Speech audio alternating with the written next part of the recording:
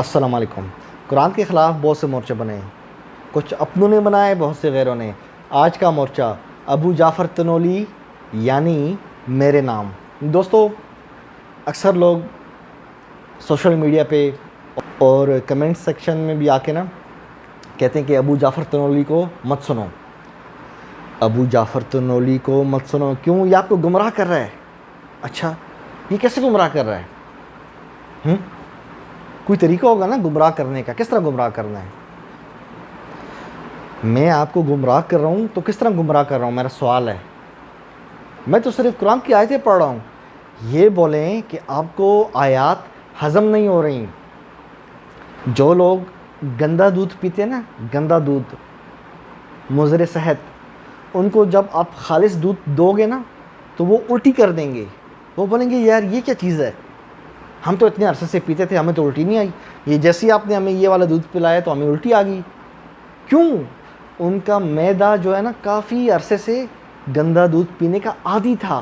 جیسے ہی آپ نے اس سے ہٹ کے علیحدہ صاف ستھرا دودھ دیا پینے کے لیے تو معدے نے الٹی کر دی۔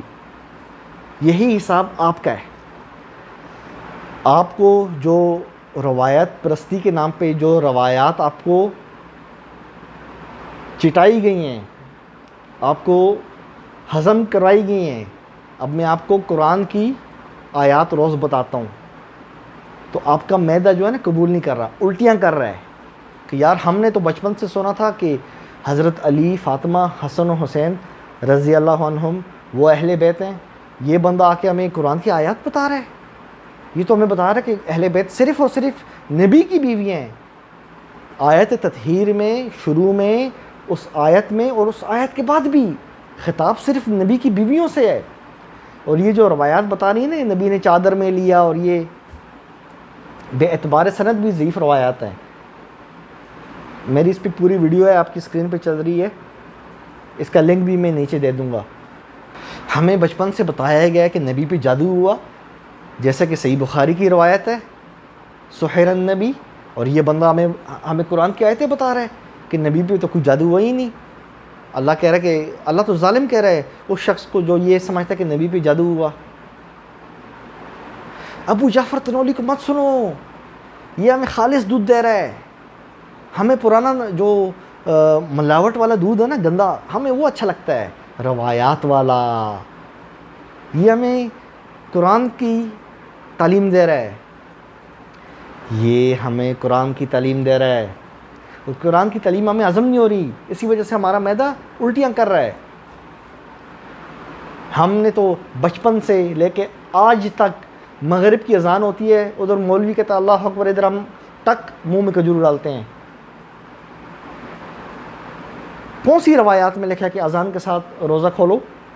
ایک روایت پیش کر دو، چیلنج، جاؤ کیا یاد رکھو گے؟ ایک روایت پیش کر دو جس میں لکھا ہے اذان ہو روزہ کھولو۔ ہے کوئی مائی کا لال تو آئے سامنے۔ اللہ کیا کہہ رہا ہے؟ اتم الصیام الی اللیل، رات تک روزہ پورا کرو۔ قرآن کے مطابق رات کی 2 نشانیاں ہیں، پہلی اندھیرا چھانا اور تارے دکھنا، چاہے ایک تارہ ہو یا 4 ہو یا 6 ہو، تعداد کی بات نہیں ہے۔ آپ لوگ جب روزہ کھولتے ہو نا وقت غروب، اس وقت جب اذان سن کے کھولتے ہو نا، اس وقت نہ تارے دکھتے ہیں نہ رات آتی ہے۔ اس لیے ابو جعفر تنولی کو مت سنو۔ کیوں؟ کیونکہ یہ تو قرآن کا پیغام دے رہا ہے، اور ہمیں تو صحیح بخاری کی روایات پسند ہیں۔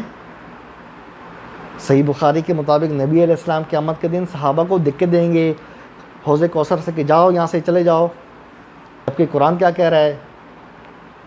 وَكُلًّا، کل کے ساتھ، سب کے ساتھ، وعد اللہ الحسنى، اللہ کا اچھائی کا وعدہ ہے۔ دنیا کا بادشاہ اگر اچھائی کا وعدہ کرے نا تو لوگ خوش ہوتے ہیں کہ یار بادشاہ مجھے کیا دے گا، گاڑی دے گا، بنگلہ دے گا، پیسے دے گا۔ تو جو بادشاہوں کا بادشاہ ہے وہ اگر کہہ دے نا میں اچھائی کروں گا، سوچو وہ کیسی اچھائی ہوگی۔ اس لیے ابو جعفر تنولی کو مت سنو، کیونکہ یہ ہمیں قرآن کا پیغام دے رہا ہے۔ ہمیں قرآن کا پیغام نہیں چاہیے، ہمیں صحیح بخاری کا پیغام چاہیے، ہمیں شیعوں کی اصول کافی کا پیغام چاہیے۔ اصول کافی کے مطابق نبی کی وفات کے بعد 3 یا 4 کو چھوڑ کے سارے صحابہ مرتد ہو گئے، نعوذ باللہ من ذالک۔ بتائیں، اگر ایک ٹیچر کی کلاس میں 50 بچے ہوں، صرف 3 پاس ہو جائیں اور 47 فیل ہو جائیں، تو لوگ کیا سوچیں گے ٹیچر کے بارے میں؟ یار اس نے کیا پڑھایا بچوں کو؟ اور آپ رسول اللہ پہ یہ اٹیک رسول اللہ پہ ہے کہ 3 کو چھوڑ کے سارے صحابہ فیل ہو گئے، کافر ہو گئے، نعوذ باللہ من ذالک۔ ابو جعفر تنولی قرآن کا پیغام دے رہا ہے، اس لیے اس کو مت سنو۔ صحیح بخاری کے مطابق لوگوں نے موسیٰ علیہ السلام کو ننگا دیکھا، وہ بھاگ رہے تھے پتھر کے پیچھے، پتھر پہ چھڑی سے مار رہے تھے۔ لوگوں نے نبی، اللہ کے نبی کو، جوان نبی کو ننگا دیکھا۔ آپ کو، اگر میں آپ کے بارے میں کہوں کہ آپ کے والد کو لوگوں نے آگے پیچھے سے ننگا دیکھا، آپ کو اچھا لگے گا؟ برا لگے گا نا؟ تو ہمیں کس طرح اچھا لگے اگر آپ اللہ کے نبی پہ یہ منسوب کرو کہ لوگوں نے ان کو ننگا دیکھا، وہ بھی ایک اسرائیلی روایات کو لے کے، خبر واحد غریب روایات کو لے کے۔ آپ کے محدثین کے مطابق غریب روایت تو ضعیف ہوتی ہے۔